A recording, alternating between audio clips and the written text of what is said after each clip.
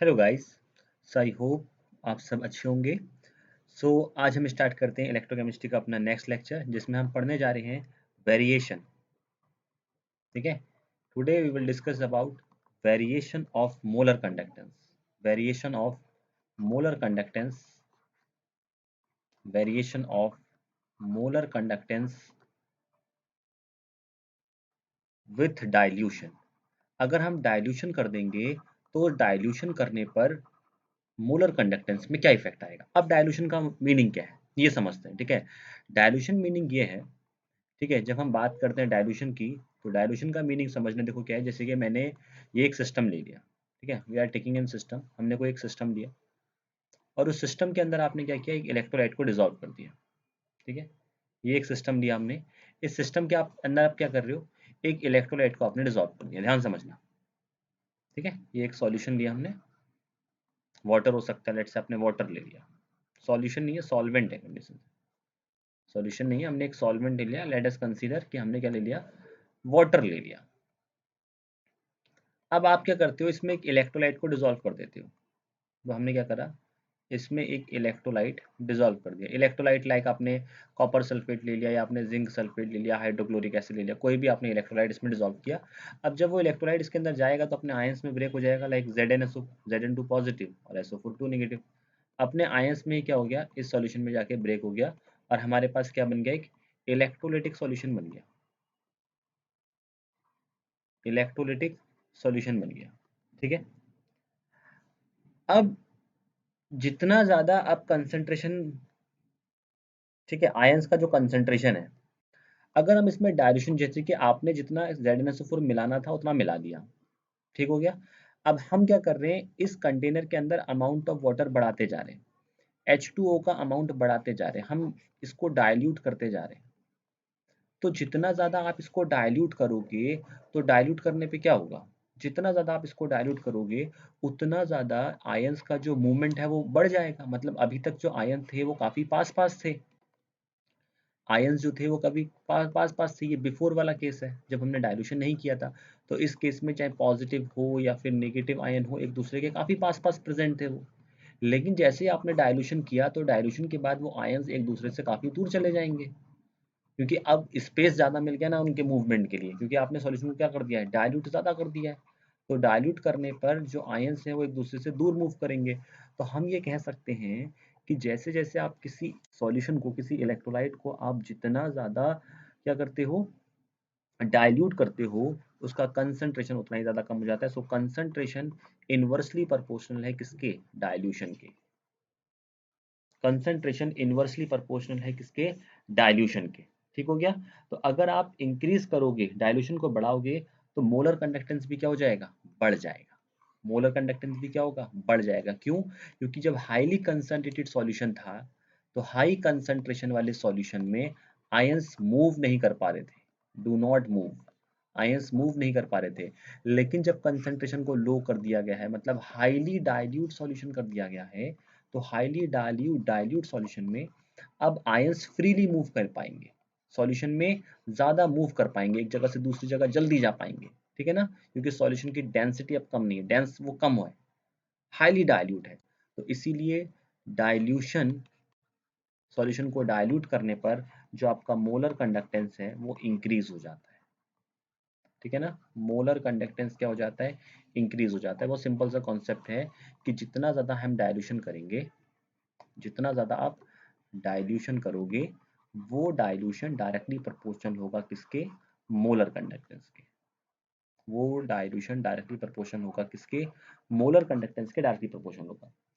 अगर आप एक स्ट्रॉन्ग इलेक्ट्रोलाइट लेते हो, तो स्ट्रॉन्ग इलेक्ट्रोलाइट जो है वो अपने आयंस में कंप्लीटली डिसोसिएट हो जाते हैं। स्ट्रॉन्ग इलेक्ट्रोलाइट अपने आयंस में कंप्लीटली डिसोसिएट हो जाते हैं। तो अगर हम यहाँ पर एक कर्व बनाएं, ठीक है ना, एक कर्व यहाँ पर अगर ड्रॉ किया जाए, यहाँ पे आपको मोलर कंडक्टेंस देखने के लिए मिल रहा है और यहाँ पे स्क्वायर रूट ऑफ कंसंट्रेशन है। तो अगर स्ट्रॉन्ग इलेक्ट्रोलाइट के लिए कर्व ड्रॉ किया जाए, तो ये देखने के लिए मिलता है कि इसका ग्राफ कुछ इस तरह से आता है।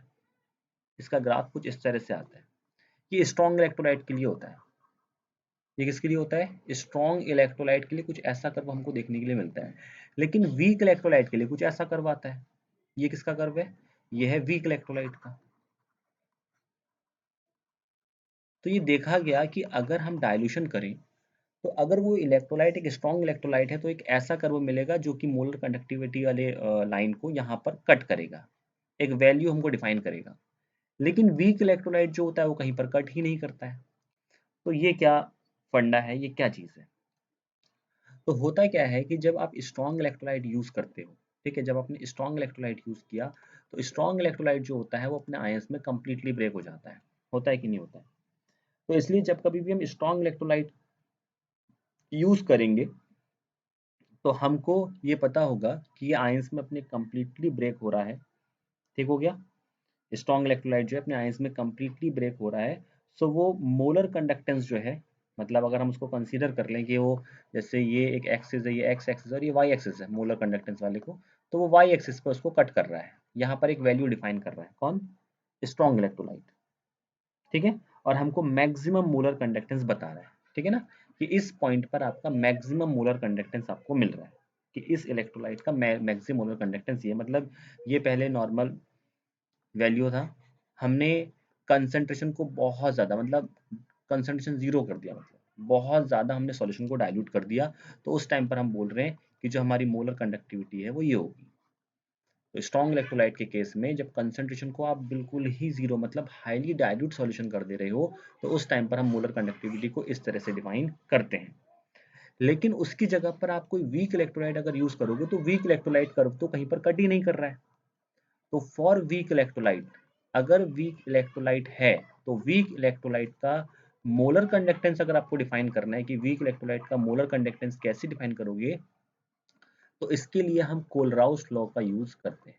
ठीक है, Kohlrausch law of independent migration, Kohlrausch law of independent, Kohlrausch law of independent migration, इस लॉ का यूज किया जाता है फॉर वीक इलेक्ट्रोलाइट। ठीक है, वीक इलेक्ट्रोलाइट के लिए इस लॉ का यूज किया जाता है। अब अगर ये मान लें कि जो वीक इलेक्ट्रोलाइट है, ठीक है ना, वीक इलेक्ट्रोलाइट है, उसका मोलर कंडक्टेंस जो है वो इनफाइनाइट डाइल्यूशन पे बढ़ रहा है, तो वो किस वजह से बढ़ रहा होगा? मतलब थोड़ा बहुत तो बढ़ेगा ही ना। ऐसा तो नहीं है कि मतलब वैल्यू नहीं मिली तो कंडक्टेंस नहीं बढ़ रहा होगा।